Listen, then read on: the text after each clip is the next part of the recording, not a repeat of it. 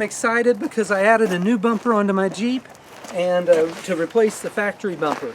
This is a 2007 Jeep JK Unlimited. It's a Sahara model, and it had the factory bumper on it, the plastic one, and I replaced it with this Rival bumper. Rival is the brand. I ordered it from Quadratec, and they sent me the bumper and all the parts I needed to put it in.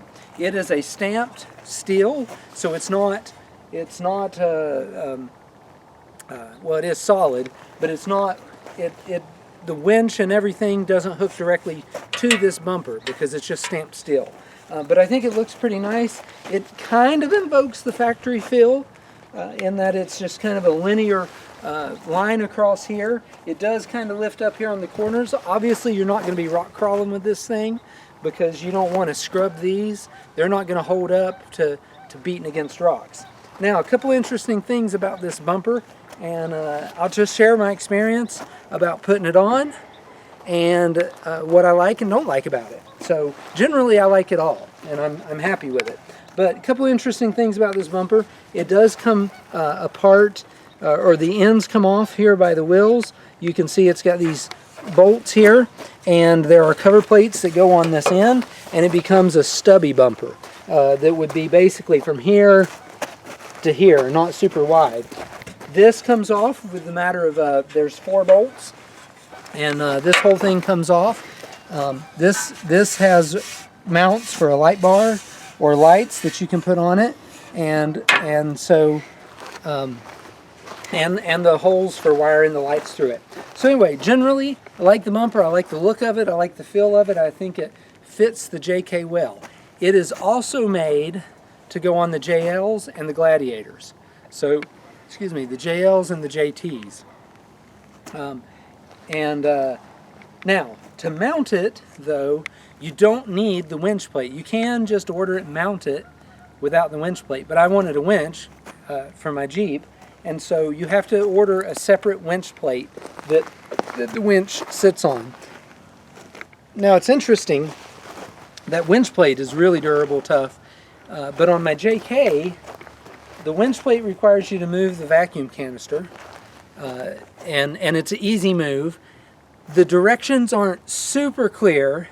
I mean, they're easy enough and they seem to walk you through it, but once you actually start doing it, you realize that the black and white photos and the things they give you aren't really great.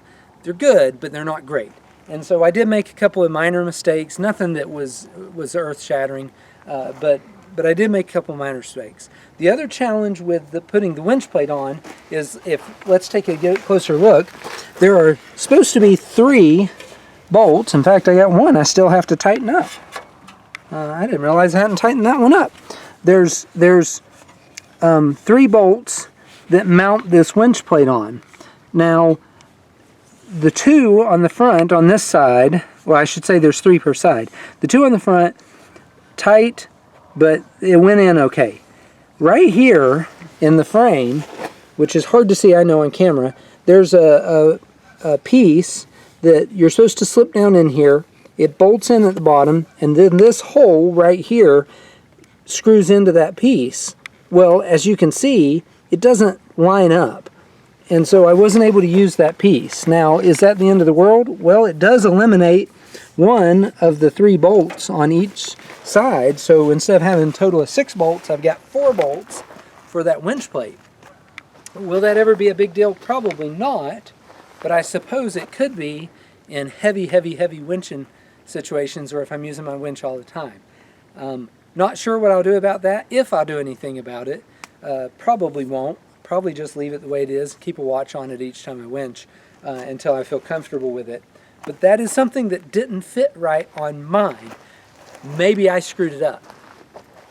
That's possible. Wouldn't be the first time. But that was something that on that winch plate that didn't go like they said.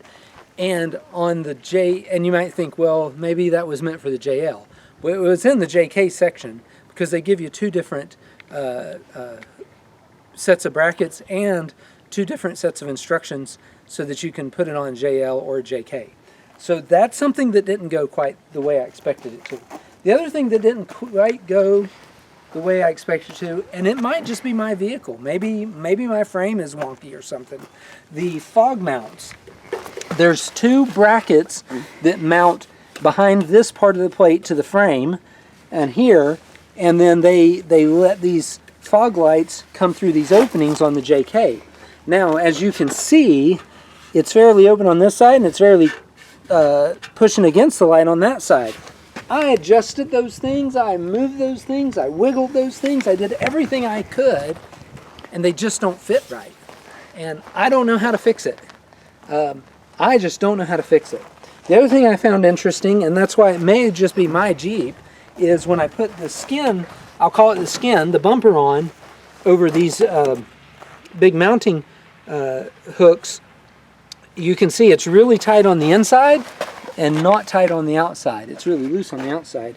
And so maybe my frame is a little off, and maybe that's why I couldn't get it to work. I don't know for sure, but they just didn't fit perfect. Maybe it's different on a JL, maybe it was me, maybe it's my Jeep, I don't know, but it wasn't a perfect fit. One thing I do like though about this a lot are these big old recovery points, and you can see they've got both a hook and a place for my D-shackle or soft shackle or whatever it might be.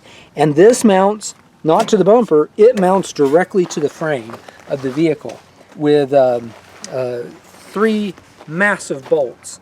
And then the bracket that holds the bumper on mounts with another, I think it's 4 massive bolts. So your recovery points are solid.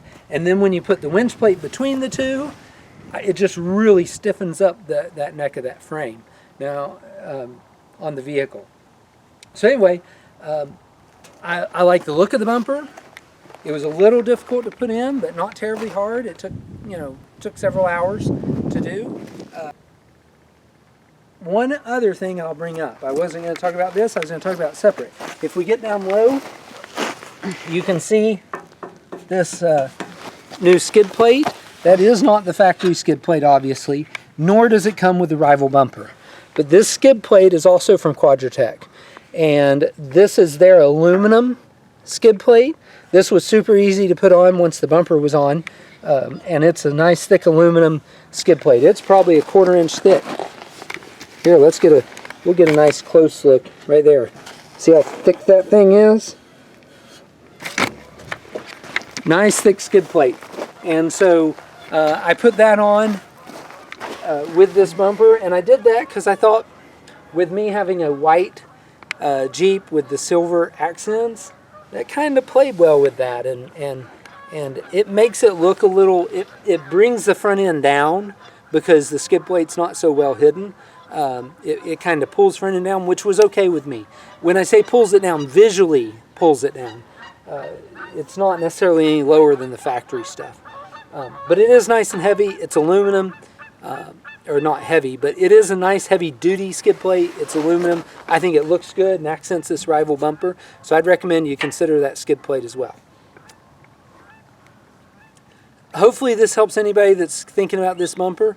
I think it's a great, it'd be a great combo here for a JK or a JL.